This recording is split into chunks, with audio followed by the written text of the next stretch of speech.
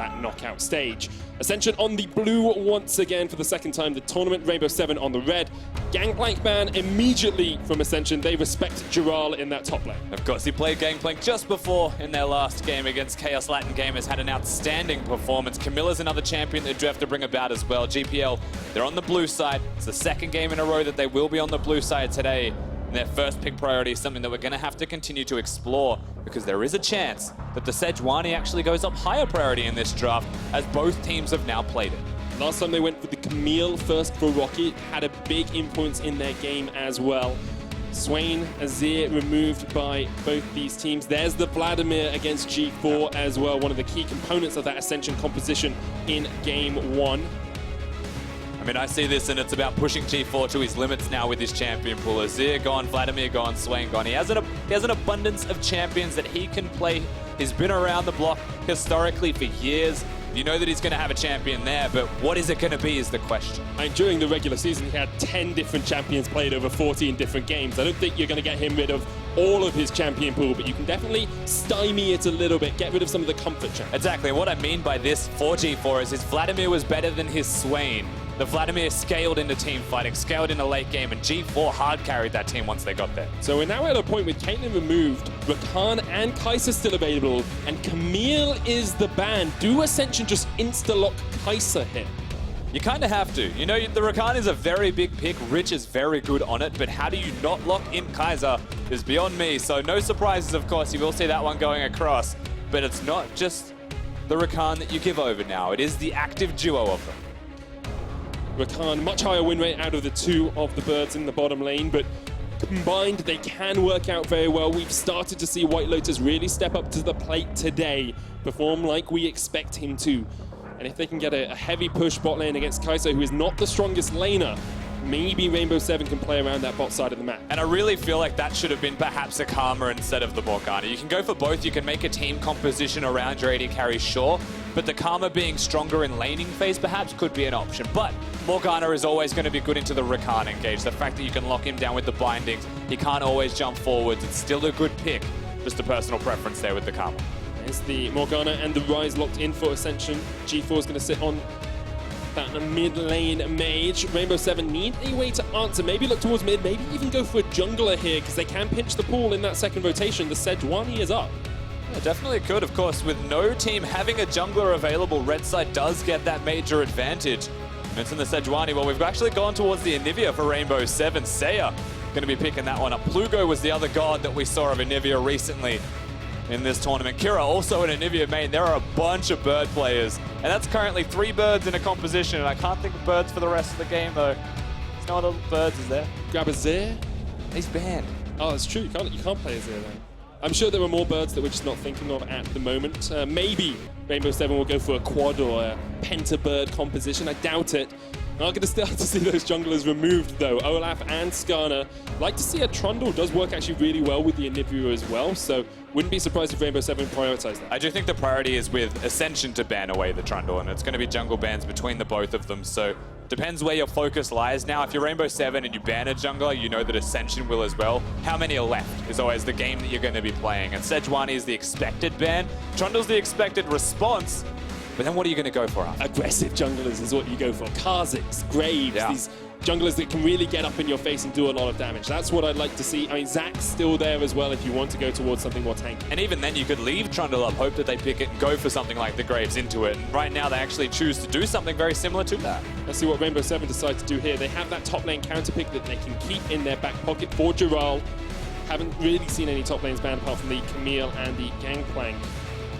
Rainbow7, you have to expect they'd go towards their jungler here. That Trundle is the pick. Good prediction there, Rusty.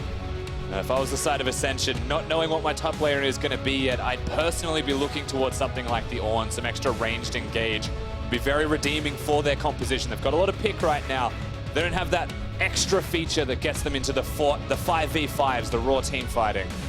No Sejuani available, so they need some kind of ranged engage, you would have to imagine, or just follow-up damage. So Jax could go into the jungle here. We talked about the Graves being aggressive into the Trundle. Jax can, you know, tank shred as well as the game progresses. Doesn't really give you that pure tank for the subjugate either from Oddie. Ascension have their final pick. That Ornn looks like it could be the lock as well. The Jax really is the curious one here, of course. Possible to flex, not going to. Ornn does go towards the top lane. Jax into the Trundle. The Counter-Strike does wonders against a press the attack user as well. Timing on that very obvious. There's no outright counterplay there for Oddie, but still a strong jungler in his own right, and a bit more utility with the Anivia. Lots of zone control with that composition, and they've already got lots of damage. I'd personally just pick another tank into it. Sion is the other tank that's available, and that's exactly what Rainbow7 will do. Two compositions with strong power picks that we have seen banned out. Gonna butt heads here. The loser is out of contention for knockouts. Basically out of MSI. They'll still have one game to play, but more for pride than anything else. The question is, what's stronger? Is the Rakan and the Anivia stronger, or is it the Kai'Sa pick that we see from Ascension Gaming that will really sway the tides of this battle? I mean, there is a couple of really risky things to be up against here if you are the Kai'Sa. The Anivia that just wants to wall off the rest of the team. The Trundle that wants to wall off the rest of the team as well. You could find yourself in the backline alone, but they have got a sick combo, the Ornn, the Kai'Sa. That is your standard duo that you see. Top laner that goes with the AD carry. That was the LPL standard that we watched all through playoffs, and there is just an abundance of backline access. Have to remember, if the Ornn hits that ultimate, Kai'Sa can jump in with the killer instinct. It gives you those plasma marks because you immobilize the enemy. And that's exactly what you're talking about the backline threat there, Rusty. This game, basically do or die for both these teams. Ascension in the GPL, the first time they have come to an international tournament. Rainbow7 have been here many times before as Lion Gaming, but have never made it past play-ins. This is their shot, this is their moment.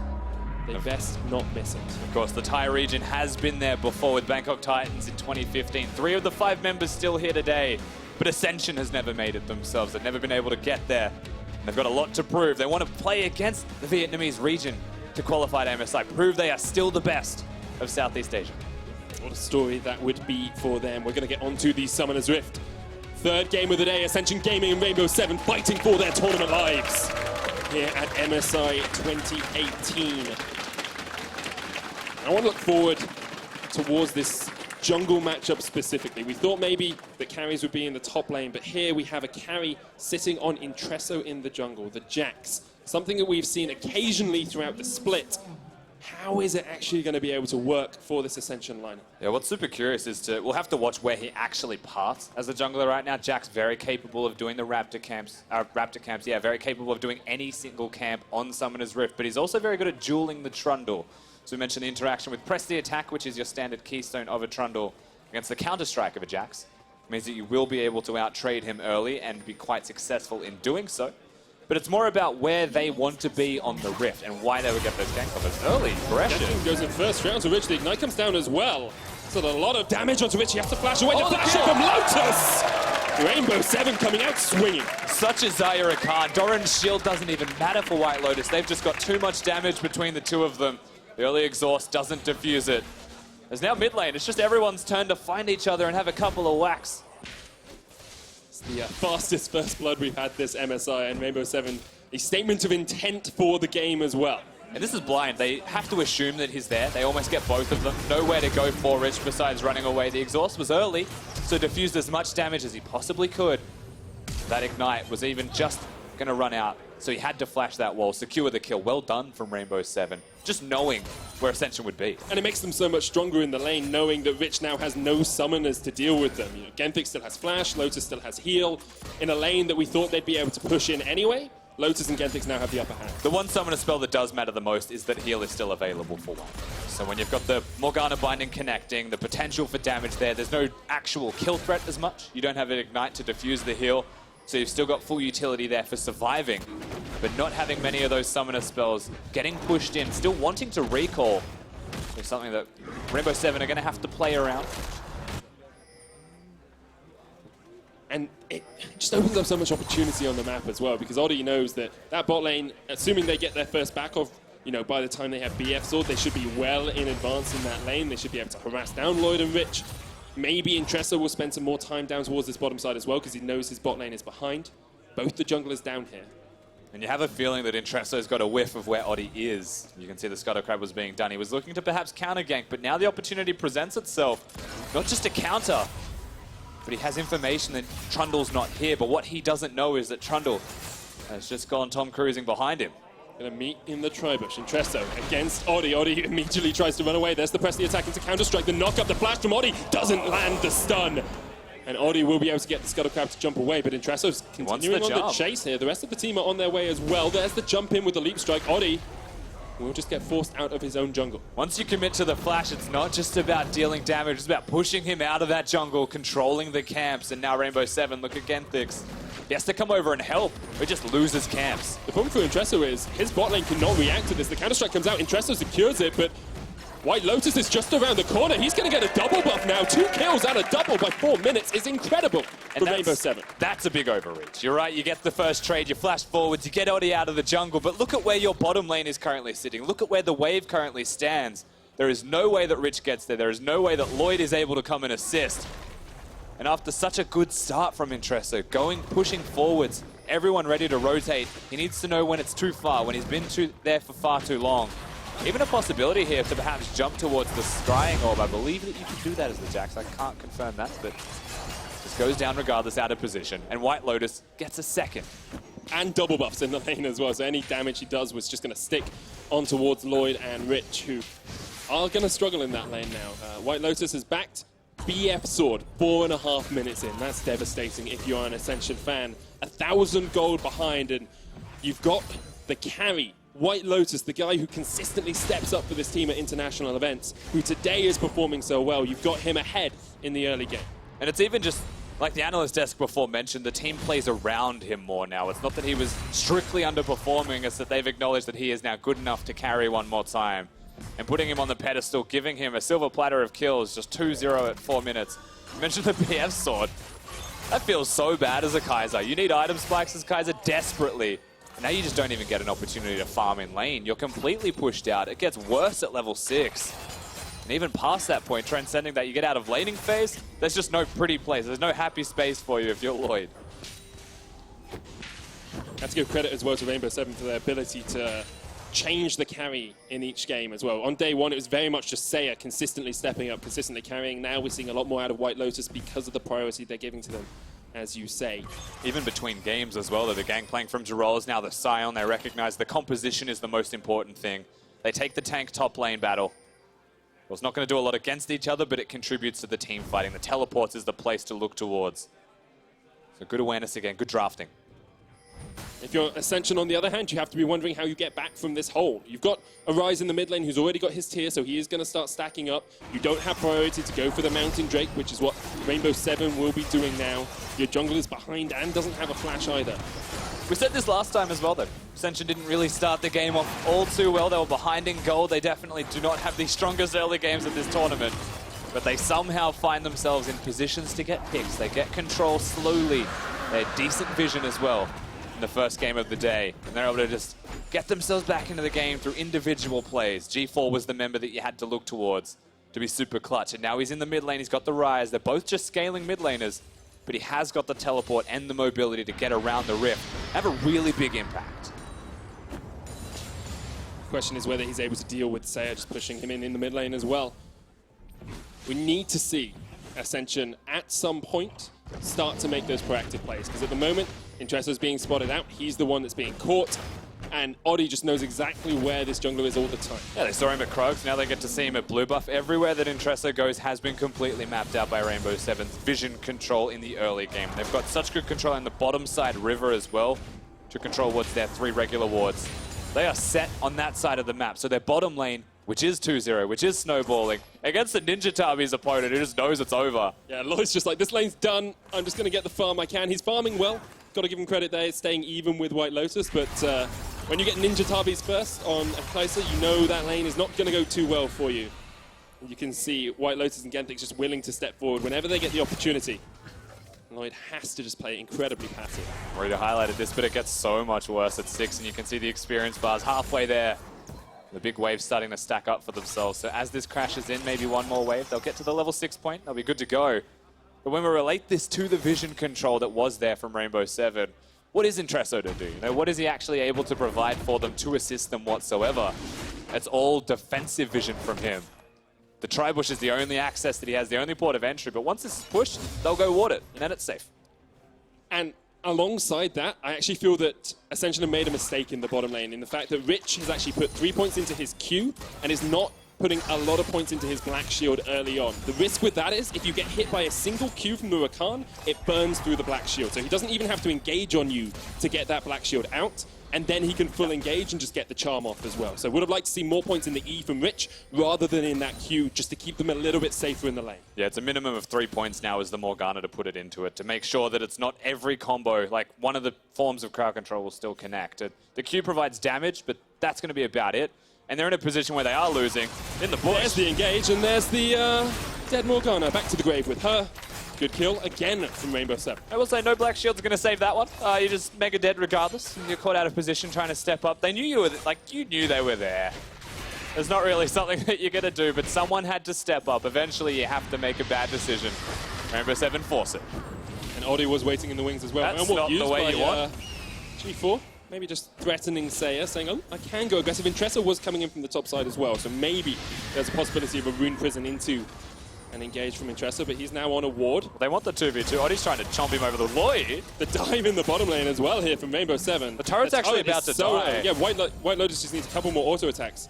Might decide to keep it up for a little bit longer just to try and kill some of those minions, but first tower, 9 minutes in, Rainbow7 a 2,500 gold lead. They have definitely come out with the intention of snowballing this game away from Ascension. Solo gold even given over to White Lotus for that kills, and you can see it in the itemization choices of Rainbow7. It's actually Boots of Lucidity rushed by Genthix, so he knows full well that he's going to be leaving lane now. They're going to engage all the time, and they're going to try and track you down and just kill you. It's disgusting. There's a 2,000 gold differential between the AD carries. There is a completed Essence Reaver on White Lotus. There's Ninja Tubby on Lloyd. If you're playing this bot lane, you are just absolutely devastated as an Ascension player to be in this situation. Rainbow7 now rotate. They say we can get another tower because you just can't match us at this point. It's actually pretty saddening to watch. As an AD carry player, you know full well you're waiting for 3 items, but by then maybe they have 6 items. That's just absolutely desperate. You're looking at the rest of your team, help him in any way you can, but it's at that point where you don't help your AD carry. You just try and shut theirs down and just hope that yours continues to scale and have utility. But that's a Kaiser. That's not a utility-based champion. And it's such a change for Rainbow7 as well. Last game was slow, was methodical. They were waiting, they were kiting. Here, all-out aggression from minute 1, basically. It was 1.5 minutes in when they got the first blood. Now, they continue to aggress forward, and they continue to put Ascension, who are usually the team on the front foot, onto that back foot. And a team that wants to, get ahead early. They do know what it means to lose and come back into games, even though they want to be ahead early, but there's a limit to everything. And I think we're well past that threshold on coming back into a game through the 2v2 specifically. We mentioned this before, but G4's role now becomes even more important. A 9-minute first turret blood is, you've made a mistake for that to happen at all. And so they've been able to secure that one. They switched to top lane. Ryze needs to be unlocked. Jax needs to be unlocked. They need to find a way in, an entry point. But look at Oddie. Just helicopter parent. Always waiting in the wings in case his birds of prey need some help. But at the moment, those birds are flying pretty high in the top lane. Other lanes, not too much has happened. Kind of farming everywhere else. Look at this. Rockky v Jirall. The most exciting lane in League of Legends right now. Both will have a team fight impact, that's for certain. That's true. But That's true. Would you like to be an Abyssal Mask Ornn? Here's the roam, though. This is what G4, this is what you wanted to do. He's coming up in with the Ghost. Rune Prison into binding, doesn't connect because Genthix was on the trigger quickly with that battle dance. The idea was there. The execution unfortunately misses. Very well done from Rainbow7 to disengage. So Oddie's now here to prevent anything further. In fact, he's going to have a look forwards here. The pillar can be on. Yeah, Rich doesn't have flash. There's the engage. Look at the damage that comes out on towards Rich. He's dead. Teleport's used as well. Going to join the fight, Rockky here. First onto the Forge God, but Jirall joins in as well. This is the teamfight presence we want. Well, what comes out from Ascension? They just want to try and defend this tower if they can. There's too many numbers now here for Rainbow7. They don't have the support in Rich anymore. Not enough points in the Black Shield to keep himself through all of the crowd control. Ultimately does go down to the Rakan's engage, even with the awareness to throw it on himself this time around. G4 was the correct move, but the response is there and it's better from Rainbow7, just because of how far ahead they are and the lane that the pressure was revolving around. And you can see how much this pressure has put Lloyd behind as well. He's about 20, 22, 23 farm behind. Jirall's actually going to engage on G4 in the mid lane. The flash comes out from G4. keeps himself safe for the moment, but he is just monumentally disadvantaged in that lane now as well. We've got a banner from Jirall for extra side lane push as well. And Rockky, one of those tanks that can't really deal with banners too well. He's just going to hit it with his hammer quite a few times. Yeah, doesn't have a banner of himself either. He's actually gone towards the Abyssal Mask, and the big concern for this is, oh god, we get to zoom in and watch this epic battle. Here we go. The turret's the real MVP. Look at those auto attacks. I'd love to know the actual amount of damage that auto attack from Ryze does. I like the way he uses the Q anyway, because I might as well stack my tier while I'm here. It's free tier stacks. As a Cassiopeia, you can actually heal off it a bunch, because you're not doing any damage. So. But he didn't get the gold, so I'd imagine he's just a little bit tilted. Turret's also going to start falling down this top lane. There's no counterplay there for the side of Ascension. And back to the... I need to get this point out. It keeps getting cut off by things happening. Abyssal Mask against a fed Xayah. That's not ideal. No, it's not. That's not exactly the tank item that you want for yourself. That's an item that helps you against Jirall. So no one's going to be there to help Lloyd. That's the TLDR. You are by yourself. Yeah, it's not the best for Ascension, but great play, of course, from Rainbow7. They've slowly, after an explosive start, slowly just whittled away at that tower in the top lane. Now have it. We're only 15 minutes in. They've already got 2 towers and a 4,000 gold lead. They're looking for the Rift Herald to help them push in mid. They have the engage potential from the Rakan. They've got the Anivia in case they ever need to wave play. They're just in a perfect spot to close out this game. And we're only 15 minutes in. Ball's in trouble here. No next to the on wall. him. There's the charm. There's the knockup. There is the dead Ryze. Whitelotus is actually taking up this tower. Will use the Feather Storm to get away because Intreso flashed forward. Void Seeker's not going to hit from the side either. Here comes the call of the Forge God. Whitelotus has his flash and will get away. The Crystallize onto Intreso means he has to leap strike. And Rainbow7 able to get away safely once again. Everything will just fizzle out in the end, but Rainbow7 still being alive means that they have control of the map. The mid lane turret is going to drop down here once again. Just have to disengage, walk away, and try and consolidate your losses. Make the best of a bad situation. There's a Herald on Oddie as well, and they didn't actually need to utilize that to get the mid lane outer turret. That could be placed anywhere that they want right now. Inners, free further gold advantages. I feel like this could be a faster game than even Supermassive did yesterday if they accelerate this into items and start taking the fights. And a faster game than the last time they played against each other as well. It was a much closer affair. You can see Rainbow7 were actually behind at that 15-minute mark. Here they are monumentally ahead. Did have good objective control as well, which they are proving once again. Need to see them continue to snowball this away, because if they do give Lloyd a chance to get back into the game, if they give Intreso a chance, if they give G4 a chance, Ascension still have ways of winning this game that relies very much on Rainbow7 making mistakes. Yeah, they're a pick-style composition with the Morgana, with the Ryze, but ultimately it has to be a big mistake now that gets you caught out of position. We saw an attempt on the top side of the map with Genthix when they sprinted up towards him. G4 was the person being proactive, and that could have actually halted a lot of the momentum the Rainbow7 had for themselves, but the binding was missed. The target selection was not there. In the end, the gold just continued to accelerate in very Rainbow7-esque fashion. As of today, they have slowed the pace of the game down. They're placing more focus and control around their vision, around their warding. And they kind of want teams to come to them now instead. But once again, not really moving that vision line up further into the enemy jungle, which is what I'd like to see them do next. Get some deep wards, clear out these wards like Genthix is doing. Just get a little bit more control around the map, because you've still got 3 minutes until Baron spawns. You can move those wards up. If you need to refresh them, you can always go back and set them up once again. Nice to see control wards in the inventory of 3 of their players, though, so they can rejuvenate those wards if they do get taken out. They get a Cloud. Yeah. They're 6,000 gold ahead, and probably just waiting for that Rift Herald into Baron combination that we talked about. Well, if this isn't desperate, I don't know what is. I have a feeling it's not going to work.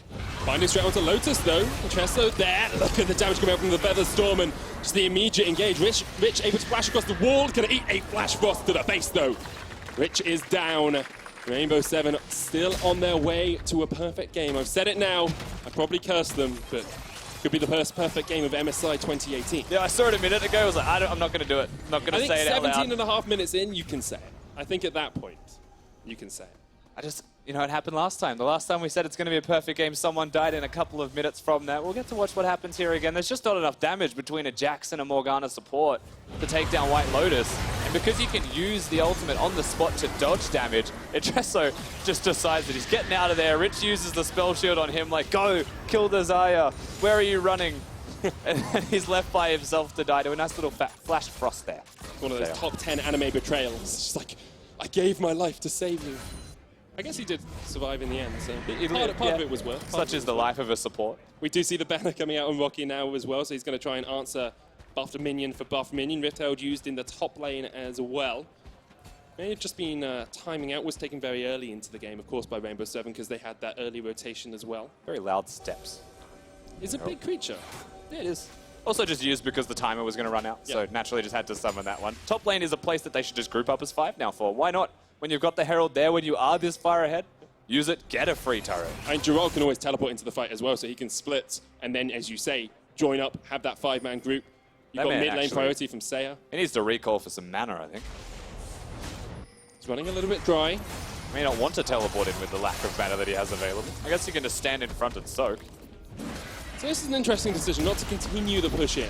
I guess you know that Rocky's not in the bottom lane, so you want to play a little bit safer. You're trying to get a bit more deep vision in as well, but look at that caster minion go.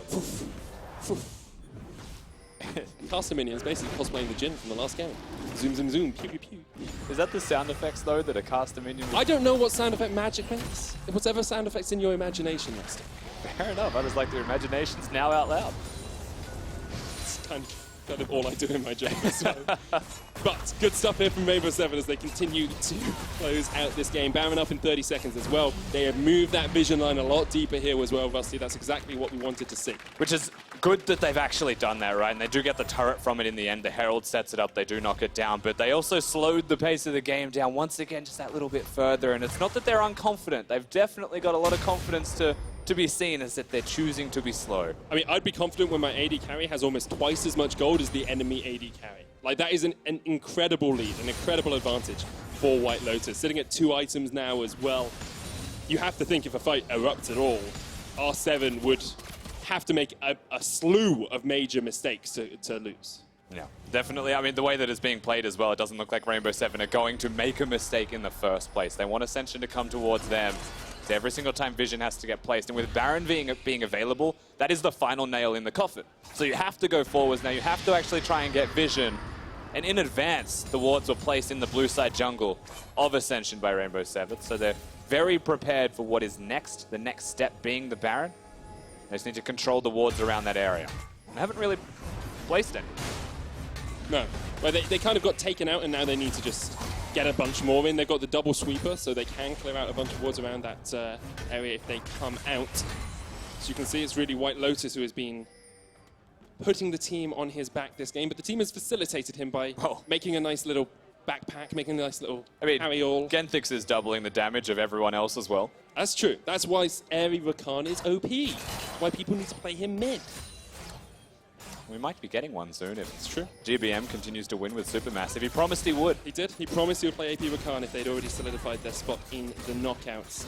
River control is much more in favor of Ascension here. No real wards, as you say, from Rainbow7. Yeah, but that's it's in their inventory. They're just choosing not to place the wards in the first place, which is a very unusual decision, let's say. They've acknowledged, I suppose, that Ascension are just going to walk in as a 5-man unit. They want them to back away, and then they step up to place the wards. They make sure that all 4 members are here, so that they are strong enough to win a team fight. Ascension tries to get some cheeky picks off, and the way that they've been playing the past couple of minutes, I mean, that's the only option that they've got, is try and stand in a bush, where there is a control ward in that bush, ideally, and just hit a binding. However, they are starting to scale up a little bit as well. Ascension, you know, you've got 2 items on G4, fully stacked rods. Seraph's complete as well. Lloyd has the Ginsu's Rage Blade, so if he can get to that 6-stack mark, if he can get towards that later portion of a team fight, Lloyd can put out a lot of damage. You've almost got a Trinity Force built up on Intreso as well, sitting on the Phage and the Sheen. There are opportunities for Ascension. Not great ones, but they do exist. If ever there was a time in a game where you were this far down in gold to take the fight, it is when you hit the item spikes. That is absolutely correct, but I just wonder, so firstly, why even go Trinity Force when you were this far behind? Not that it's going to do a whole lot for you. You could build a little bit tankier, perhaps stand in front of your team that wants to do as much as they can, last for as long as possible. Here it does tons of damage though, so maybe that is the reason. If you can catch someone out, if you're going for that pick comp, having the extra damage. Well, Baron actually has been started this time. They're sick of waiting around on Vision. Genthix is trying to block it off here, but G4 has a lot of damage. There's the quickness coming out. Baron down to about 3,000, and Rainbow7 should be able to sneak this one away. Intreso's not even on the right side of the map. Rainbow7 get the Baron. An 8,000 gold lead 23 minutes in. They're looking very, very strong here. They need to win this game to stay alive in the tournament, remember. Still have Gambit Gaming yet to face, the undefeated team from day one, who have now lost to Ascension. And you have to think if Rainbow7 beat Ascension here, they'll be feeling very confident going into Gambit. They've got momentum, absolutely. So if they start this one up, they get that victory, and it's win and you're in situation here, even for Ascension, losing you're out. That's why everything started to slow down so much today, for certain. From this point with the Baron buff, we mentioned it'd be the final nail in the coffin. We mentioned that a couple of minutes ago at that as well. That's how far ahead they have been for a significant amount of time. Now we're actually getting big items out from Rainbow7 as well, not just the Baron. Yeah, starting to move towards those 3-4 item builds. You've got Whitelotus sitting on an extra BF sword. Zeke's, actually double Zeke's from Rainbow7, which is not always optimal. Looking for a second banner or maybe a locket on Oddie as well. Interested to see where that second Zeke's is going. Could go on Seiya, but it's all auto-attack based, so... Yeah, I don't think it matters all that much. It's just an incredibly optimal item to build as a Trundle in the jungle in the first place. Hero is going to build it, and Rakan is just way too good at using it with Xayah as a duo. So I think at the end of the day, you group them up onto whoever you can. Genthix should always have it on Whitelotus. Oddie should always have it on Seiya. That's where they sit at the moment. So banner has been pushed in by Rockky in the mid lane, but Minion Dematerializer will swipe that one away. Yet to really see any sort of split push or 1-3-1 coming out from Rainbow7. Instead, they want to group and catch out G4 in the top lane. Oh, he's well caught here. He is well caught, as you say, but can Realm Warp away. Maybe snuck his way to safety here. Seiya doesn't check the right bush, and great escape from G4, keeps himself alive and delays the Baron still. He was like halfway to the bush and chose not to go there in the first place. I guess they just conceded that the Ryze had done his disappearing act. Snuck his way away. He was out alive. Definitely wasn't.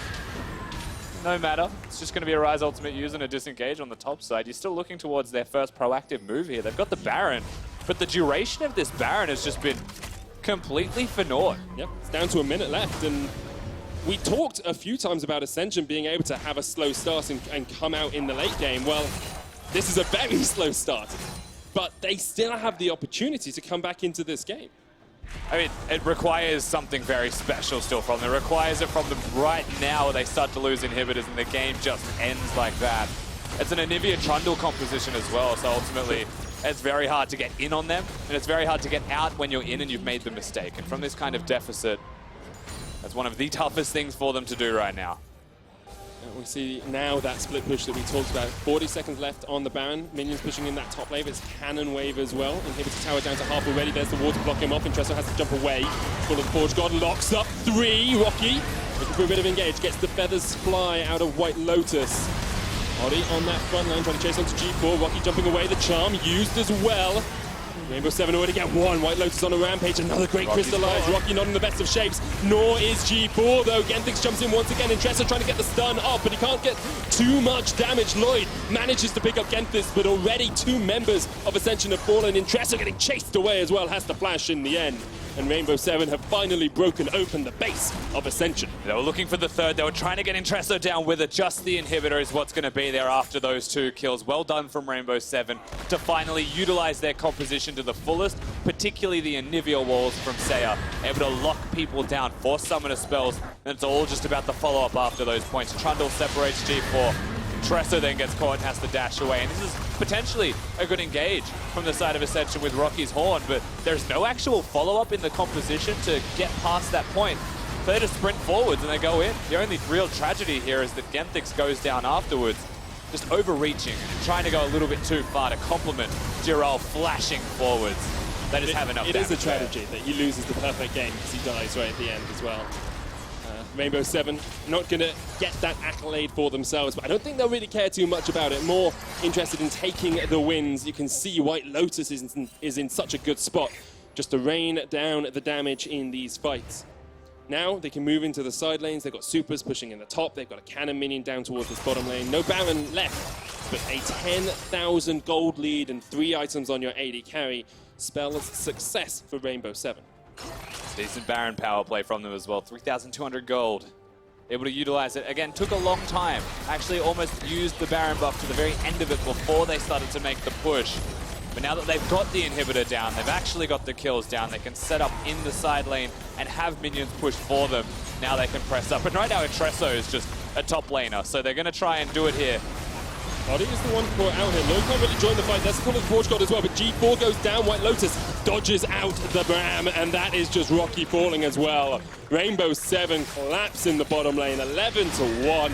They are looking unstoppable. Yeah, they're just getting absolutely slapped around by R7 right now. Ascension just left to die, trying their best to defend, but ultimately their best efforts doesn't actually result in a teamfight victory. They're lucky if they get a single kill. They've had one so far this entire game. Intreso, I don't think he can really achieve anything, but it's that desperation play. He might try and cut them off. This could just be game. Rainbow7 keeping themselves alive in contention for the knockout. They're on the Nexus towers. Rich up in 4, G4 up in 12 as well, but Intreso can't even get in the midst of this fight. Genthix off towards the side. Lloyd caught out, but Jirall tanking up the towers as well. Whitelotus just wants to focus down the Nexus. He wants that spot in the knockouts, and Rainbow7 take the win over Ascension. You definitely take those ones if you are Rainbow7. Now 3-2, keeping themselves in the mix. Getting that first place position from Group A, the MSI play-ins. And it was just clean. It was just easy. They had a very strong bottom lane showing. It started at level 1. And the rest of it felt like just a very simple follow-up from that point. And Rainbow7 keep their fate very much in their own hands here as well. They've got Gambit Gaming up next. If they can take down Gambit, they can basically solidify themselves at least a tiebreaker, depending on how KLG's games go later. Commiserations, of course, to Ascension, who are knocked out by that, but today has been a lot stronger from them in terms of their ability to close out games. Yeah. I mean, honestly, it has been quite good from Rainbow7 in how slow they've played Ascension. Still playing a very similar style. They played up in their first game against Gambit for certain. Very strong stuff from G4, but then we saw through the draft adaptation that Vladimir was banned away. Suddenly there's just not a lot of options left for them, and perhaps they ran out of strategies through mid, slowly lost because of what happened at level 1 in the bottom lane. That's true. That was just absolutely...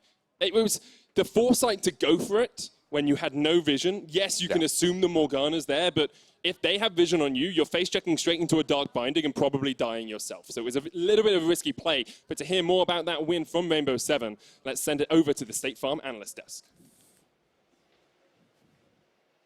Thank you very much, Medic. We will indeed take another look at that bottom lane early skirmish. But first, I want to take a look at the group and how it stands so far, because unfortunately for Ascension, with this loss, they are now out of contention for the #1 spot. They cannot get there, even if all kinds of crazy things happened. And on the other side, Rainbow7's chances are still very much alive. We're not really getting the update. Oh, there it is. There we go. So as said, Ascension out. Rainbow7 still in Chaos. Latin Gamers still in the race. And Gambit still for now holding on to that #1 100%. spot. So Rainbow7 being 3-2 means that they are already at a point where they can challenge for Gambit. And if Chaos Latin Gaming goes up against Gambit and take the win as well, it looks like a 3-way tie is possible. It's interesting because Rainbow7 actually wants their LATAM counterparts now to be successful versus Gambit to keep them in the race, because Gambit is still going to have to drop another game. Yeah, absolutely. They become their biggest fan. They're going to go backstage, share all their strat book, Raz. Everything is now on the table. They got to team up and try and take them down. But this game was just a demonstration of what we thought was going to happen with Rainbow7 at the start of this tournament, and now finally starting to get rolling. Well, let's take a look at how they did it, specifically at the team composition. Spawn, you said when that Anivia pick came out, fantastic versus that Ryze. What did you think of the comp overall? Yeah, I actually think that Anivia in this situation just stifles so much of what Ascension was hoping to do. She's such a tempo pick. She really controls the pace at which the game is going to play. She can shut down a lot of aggression. And I thought that this game was won as soon as they didn't lock in Maokai in the top lane. I thought one way they could potentially look to shut down the Anivia was to go Maokai and allow Kai'Sa to get on top of Anivia with Maokai.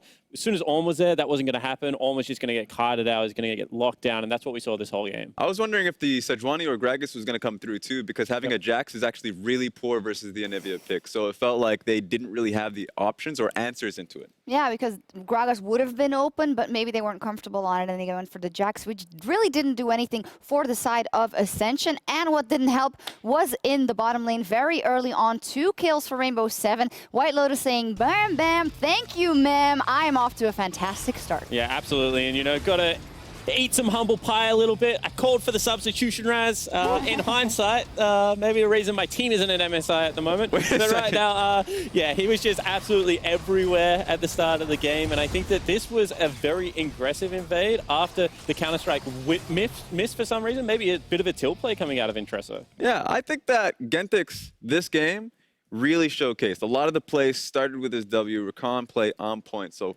both Genthix and the bottom lane, of course, working so well together. Yeah, we see it there. A huge gold lead for Whitelotus very early on. In the beginning of the day, you guys said, well, Rakan's coming out, and I want to see those answers. I want to see that Morgana. We saw a Morgana, but you guys said, well, if you're going to not skill E, then you're never going to win that versus Rakan. Yeah, absolutely. I mean, we saw so many times that Rakan engaged onto a Black Shield target and just with W was able to break the Black Shield, and that means that the charm was going to go out every single time. The reason this counter pick works is because if you put like 2-3 points into that Black Shield, you're able to keep your AD carry safe. They can farm up, especially if it's a short-range AD carry like Kai'Sa. And time again, that is not what happened in this game. Yeah, so it felt like every single time the option was presented, the pick happened. So, I mean, it happened. And what I really loved about this game was the fact that Rainbow7 constantly play towards their bottom lane that had the lead. And if Genthix is going to continuously get that pick, then you play towards him. And on that point, every single time it worked out for them, they played it slow,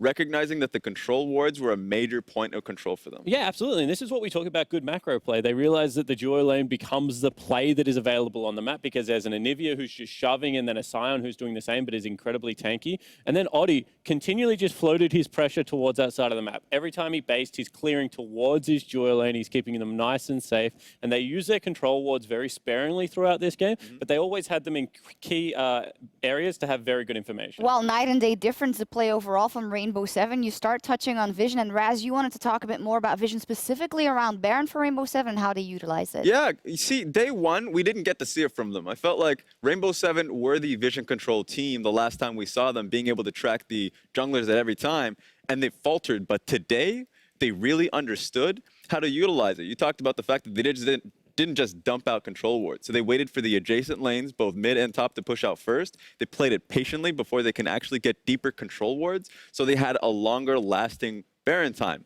And the one worry that I had was that they would fish for picks way too closely or way too often. They had the Anivia to burn, but no, they just went right for it. Yeah, absolutely. And I think that the one time they went for the pick, it was around the blue buff spawn, which is incredibly smart because you can deny that away from the Ryze. It's a lot of his strength through the cooldown reduction. Soon as that pick didn't pay off, as you said, they just baited out with their support player, were able to take down the Baron incredibly quickly because they're using that Anivia ultimate, which just absolutely slices through it. And if the engage does come at that point, there's absolutely no way Ascension wins the team fight. So that's like picture perfect play. Yes. Picture perfect play by Rainbow7. So at the beginning of day one, they were huge favorites. They went down a little bit. Now, after what you've seen, are you willing to put your money on Rainbow7? Can they make it as #1 spot? Can they do it?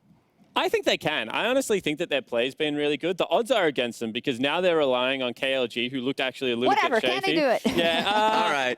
I'll say no then, if you want an honest answer. No.